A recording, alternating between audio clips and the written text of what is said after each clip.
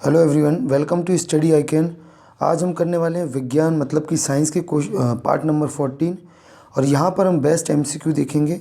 Part number 14 में basically हम physics के क्वेश्चन अभी डिस्कस करेंगे और मोस्ट इम्पॉर्टेंट हो जाएंगे आपके किसी भी एग्ज़ाम पॉइंट ऑफ व्यू से।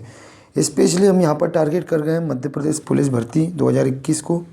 तो चलिए हम स्टार्ट करते हैं। हमारा क्वेश्चन नंबर 76 स्क्रीन पर आ चुका है। इससे पहले हम 75 पार्ट 13 तक कर चुके हैं, तो आप उस पार्ट्स को भी देखें। चलिए, तो 76 पदार्थ के संवेग और वेग के अनुपात से कौन सी भौतिक राशि प्राप्त की जाती है। 4 ऑप्शन में से आंसर होगा ऑप्शन नंबर बी, द्रव्यमान। तो यहाँ पर सही आंसर हो जाएगा द्रव्यमान। पदार्थ के संवेग और वेग के अनुपात से भौतिक राशि जो प्राप्त होती है वो है द्रव्यमान। नेक्स्ट क्वेश्चन की तरफ चलते हैं। क्वेश्चन नंबर 77, रॉकेट किसके सिद्धांत पर कार्य करता है। 4 ऑप्शन में से आंसर सही हो जाएगा आपका संवेग संरक्षण के आधार पर। संवेग संरक्षण के आधार पर होता है। चलिए नेक्स्ट क्वेश्चन नंबर 78, गुरुत्वाकर्षण के सार्वभौमिक नियम का प्रतिपादन किसने किया। ऑप्शन नंबर ए, बी और सी, डी में से आपको आंसर बताना है। तो यहाँ पर जो आंसर हो जाएगा ऑप्शन नंबर बी बिल्कुल सही है, न्यूटन ने ये किया। चलिए नेक्स्ट क्वेश्चन नंबर 79, पास्कल इकाई है। पास्कल किसकी इकाई है। 4 ऑप्शन में से आंसर जो सही रहेगा वो रहेगा ऑप्शन नंबर ए, दाब। मतलब कि प्रेशर की इकाई है पास्कल, जिसको हम हिंदी में बोलते हैं दाब। इतना याद रखना है। नेक्स्ट क्वेश्चन नंबर 18, क्यूसेक से क्या मापा जाता है। तो क्यूसेक से क्या मापा जाता है। 4 ऑप्शन में से यहाँ आंसर जो हो जाएगा ऑप्शन नंबर ए हो जाएगा, जल की बहाव। तो जल के बहाव को नापा जाता है किससे, क्यूसेक से। और नेक्स्ट क्वेश्चन की तरफ आगे बढ़ने से पहले आपको इंपॉर्टेंट जानकारी बता देना चाहता हूँ। देखिए स्टूडेंट, परीक्षा अब आप लोगों के लिए बहुत ही शानदार मौका लेकर आए हैं। अगर आप किसी भी परीक्षा की तैयारी कर रहे हैं, चाहे एमपी पुलिस कांस्टेबल की तैयारी कर रहे हो, पटवारी या ग्रुप 2 सब group 4, labour inspector, sub inspector, किसी भी एग्ज़ाम की अगर आप तैयारी कर रहे हैं तो यहाँ पर परीक्षा ऐप में आपको मिलते हैं बहुत सारे टेस्ट सीरीज़। यहाँ पर बहुत सारे टेस्ट सीरीज़ आपको मिल जाते हैं मात्र बहुत ही कम मिनिमम अमाउंट में, लगभग 150 के आसपास आपको बहुत सारे टेस्ट मिल जाते हैं। तो आज ही परीक्षा ऐप डाउनलोड कर लीजिए। परीक्षा ऐप की लिंक मैंने इस वीडियो के डिस्क्रिप्शन में दे दी है। अगर आप एमपी पुलिस कांस्टेबल, जेल प्रहरी की तैयारी कर रहे हैं तो आपको सीधे सीधे 40% का डिस्काउंट मिलता है। और ये 40% का डिस्काउंट आपको जब मिलेगा जब हमारा रेफरल कोड यूज़ करेंगे SICN40। इसका इस्तेमाल करना है। और चाहे आप किसी भी एग्ज़ाम की तैयारी कर रहे हैं, सभी जगह आपको 40% का डिस्काउंट मिल जाएगा। बहुत ही सस्ता है, ये ज़्यादा महंगा नहीं है, 150 रुपये के आसपास पड़ता है। जब भी आप हमारा रेफरल कोड इस्तेमाल करेंगे SICN40, चाहे आप वर्ग 3 की भी तैयारी कर रहे हैं, सब जगह सारे एग्ज़ाम में इसको आप इस्तेमाल कर सकते हैं। व्यापम के रिलेटेड जितने भी एग्ज़ाम हैं, चाहे आपका रेलवे के एग्ज़ाम हो या किसी भी एग्ज़ाम की अगर आप तैयारी कर रहे हैं और आप चाहते हैं कि अपनी परीक्षा को और ज़्यादा मजबूत करें, अपनी तैयारी को और स्ट्रॉन्ग करें, तो किसी भी टेस्ट सीरीज़ देना आप लोगों के लिए बहुत ज़्यादा ज़रूरी होता है। इसीलिए टेस्ट सीरीज़ ज़रूर दीजिए और फ़ायदा लीजिए 40% डिस्काउंट का। और ये फ़ायदा आपको जब मिलेगा जब हमारा ये कोड यूज़ करेंगे SICN40। तो आज ही परीक्षा ऐप डाउनलोड कर लीजिए, मैंने डिस्क्रिप्शन में लिंक दे रखी है, और अपनी तैयारी को और ज़्यादा बेहतर सुनिश्चित करें। चलिए आगे हम बात करते हैं। क्वेश्चन नंबर 81, निम्नलिखित में से कौन से सबसे अधिक प्रत्यास्थ है। ठीक है, सॉरी, प्रत्यास्थ है। निम्नलिखित में से कौन सबसे अधिक प्रत्यास्थ है। तो 4 ऑप्शन आपको दिए गए, 81 का आंसर हो जाएगा ऑप्शन नंबर डी, स्टील।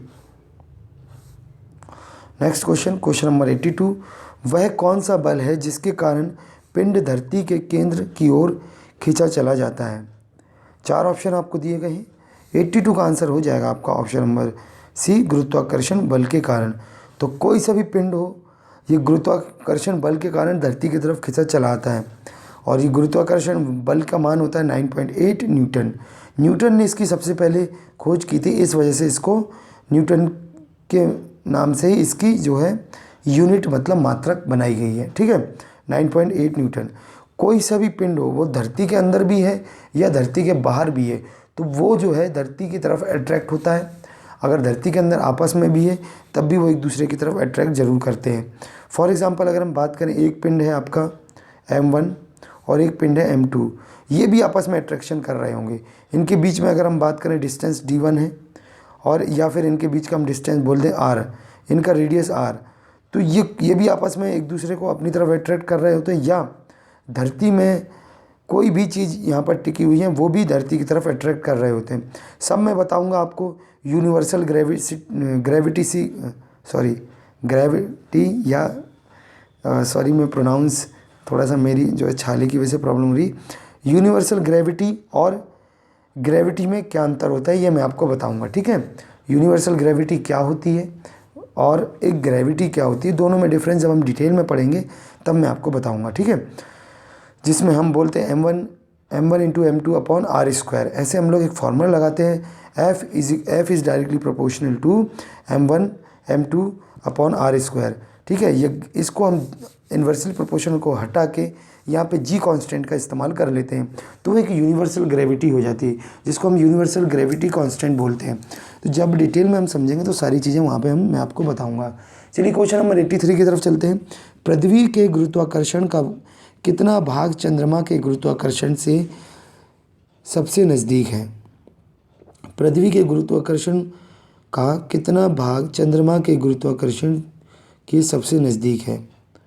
तो यहाँ पर जो आंसर हो जाएगा 83 का वो जाएगा ऑप्शन नंबर C, 1/6, ठीक है, 1/6। अगर हम बात करें कि पृथ्वी में किसी चीज़ का वजन अगर किसी चीज़ का वजन समझ लो कितना है, 1 किलो है, तो वहाँ पर जाकर 1/6 हो जाएगा। क्यों? क्योंकि ये 6 भाग कम हो जाता है उसका ग्रेविटेशनल फोर्स। तो चंद्रमा में ग्रेविटेशनल फोर्स की मात्रा कम होती है, तो वहाँ पर आप देखे होंगे कभी भी एस्ट्रॉनॉइड्स जाते हैं, आपने कभी वीडियोस में देखे होंगे एस्ट्रॉनॉइड्स उछलते रहते हैं, इस वजह से, क्योंकि वहाँ पे ग्रेविटी कम है, चंद्रमा के अंदर ग्रेविटी कम है, और ग्रेविटी कम होने के कारण कितनी कम है, धरती के मुकाबले 1/6 भाग कम होती है इसकी ग्रेविटी, है ना। अगर तो इस वजह से यहाँ पर इसका आंसर ये रहेगा ऑप्शन नंबर C। चलिए क्वेश्चन नंबर 4, आर्किमिडीज का नियम निम्नलिखित में से किससे संबंधित है? आर्किमिडीज का नियम, तो 84 का आंसर हो जाएगा आपका ऑप्शन नंबर C, पल्लवन के नियम से। तो आर्किमिडीज का जो नियम होता है, आर्किमिडीज प्रिंसिपल, वो पल्लवन के नियम से संबंधित है। चलिए नेक्स्ट क्वेश्चन नंबर 85, श्यानता की इकाई है, तो श्यानता की इकाई क्या है? यहाँ पर आंसर हो जाएगा 85 का ऑप्शन नंबर A, आपका ये पवाइज है ना, श्यानता की इकाई है पवाइज। नेक्स्ट क्वेश्चन नंबर 86, दूध से क्रीम निकालने में कौन सा बल लगता है? देखिए, दूध से क्रीम निकालने में कौन सा बल लगता है, फोर्स लगता है।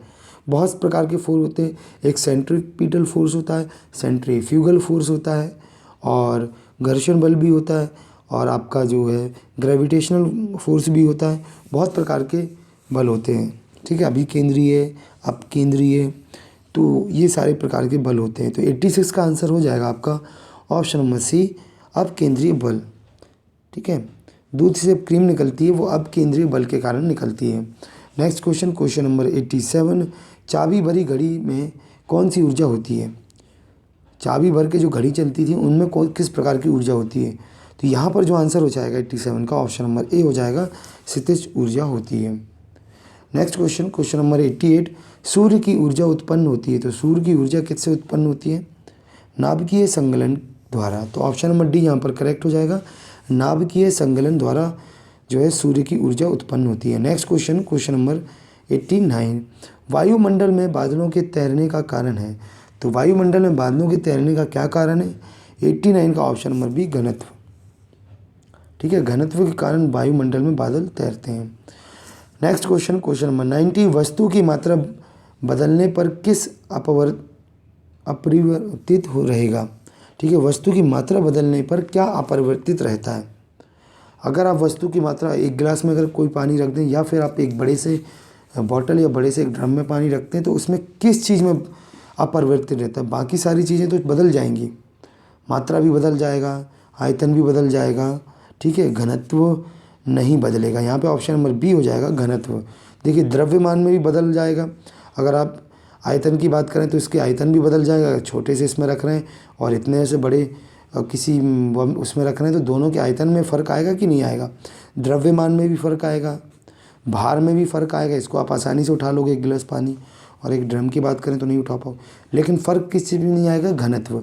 अगर पानी के जो मॉलिक्यूल्स हैं, वाटर मॉलिक्यूल्स हैं जो, वो अगर इतनी पास पास हैं इतने से पानी में भी, तो एक ड्रम पानी में भी जो पानी होगा उसके मॉलिक्यूल्स भी उतने ही पास पास होंगे। उनके बीच में लगने वाला force of attraction, intermolecular force of attraction भी उतना ही होगा जितना इस गिलास के पानी में है और इतना उसमें है। तो एक ही चीज़ है, इसमें घनत्व में कोई फ़र्क नहीं आता। इनके बीच में जो इनके मॉलिक्यूल्स होते हैं उनके पैटर्न, इनके अरेंजमेंट के वजह से ही घनत्व हम डिफ़ाइन कर पाते हैं। अगर मैं बात करूं किसी लकड़ी की, तो लकड़ी का घनत्व ज़्यादा होगा क्योंकि इनके मॉलिक्यूल्स बहुत ज़्यादा कॉम्पैक्ट है, बहुत ज़्यादा ये पैक हैं, एक दूसरे के बहुत करीब हैं, इनकी बॉन्डिंग बहुत स्ट्रॉन्ग है। अगर पानी के हम मॉलिक्यूल्स की बात करें तो ये थोड़ा थोड़ा एक दूसरे से दूर रहते हैं, स्लिप करते रहते हैं, तो यहाँ पर इनका घनत्व कम हो जाता है। तो घनत्व भी डिफ़ाइन होता है कि इनके बीच में इंटरमॉलिक्यूलर फोर्स ऑफ अट्रैक्शन कितना है, कितना ये फ्लो कर पा रहे हैं एक दूसरे से, इनके बीच में बॉन्डिंग कितनी है, ये सारी चीज़ें डिपेंड करती हैं। दोस्तों इस वीडियो को मैं यहीं समाप्त करता हूँ क्योंकि इसमें हम लोगों ने कर लिए हैं काफ़ी क्वेश्चंस। अगर आपको ये वीडियो पसंद आ रही है तो प्लीज़ चैनल को सब्सक्राइब करें, वीडियो को लाइक शेयर भी करें। मिलते हैं नेक्स्ट क्लास में। जय हिंद दोस्तों।